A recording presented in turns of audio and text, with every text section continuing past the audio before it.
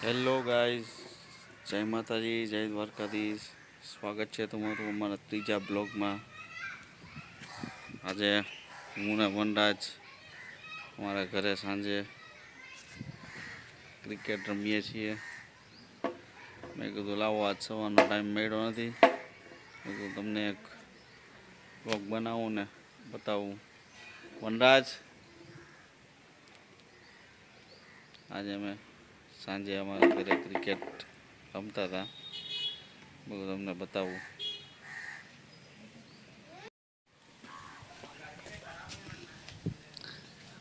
Guys, જો હું ને વનરાજ ક્રિકેટ રમતા હતા, એમાં રમતા રમતા બોલ વયો ગયો, તો હવે એ રિસાઈ ગયો છે. તમે એના એક્સપ્રેશન જુઓ ગાઈઝ.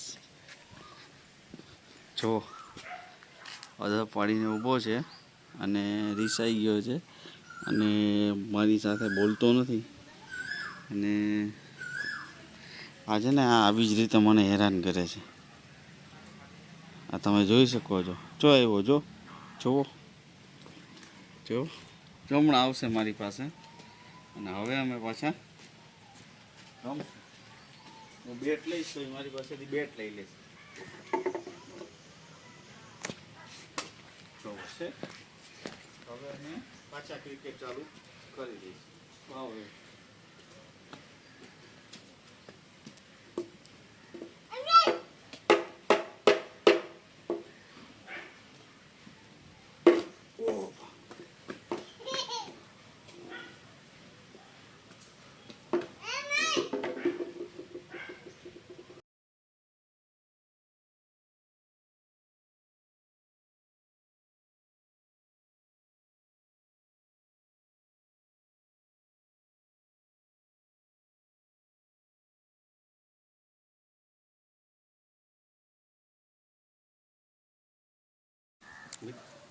મિત્રો, આજે આપણે પહેર્યા છે જેઠાલાલ પિયર આખી પહેરી જેવી ડિઝાઇનવાળો શર્ટ, નીચે પ્લેન પેન્ટ, ખાલી જેઠાલાલ. અડધી બાઈને ટૂંકી બાઈને પહેરે છે, આપણે આખી બાઈને પહેરે છે. કેવી લાગે છે આ જોડી જેઠાલાલ જેવી? કમેન્ટમાં કહી દેજો.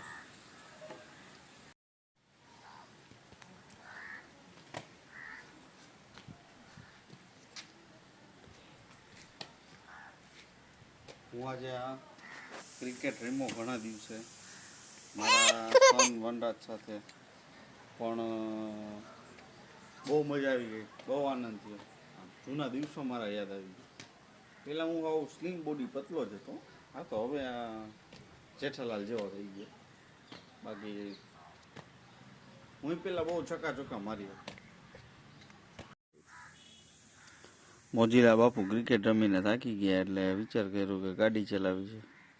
અમે લઈ લીધી 4 વ્હીલ ને ઘરમાં ચલાવવા માંડ્યા. ચક્કર મારી, ઘરમાં ને ઘરમાં ગાડી ચલાવીને મજા કરી. બહાર જાય તો લાઇસન્સ નથી ને બાપુ પાસે, અને ગાડીમાં પાછો રિવર્સ ગેર નથી, એટલે આ એક તકલીફ છે. ચાલો મિત્રો, આપણે હવે આ વનરાજસિંહની ગાડી ચાલતી નથી, આપ જોઈ શકો છો. ધીમે ધીમે બાપુ બૈગડા હોય એવું લાગે છે. હા, જોઈ લ્યો. હવે બાપુ બગડે એ પહેલાં આજના બ્લોગને અહીં આપણે વિરામ આપશું. મળશું કાલે નવા બ્લોગમાં. ત્યાં સુધી બધાને જય માતાજી, જય દ્વારકાધીશ. અને કાલે ફરી મળીશું નવા બ્લોગમાં.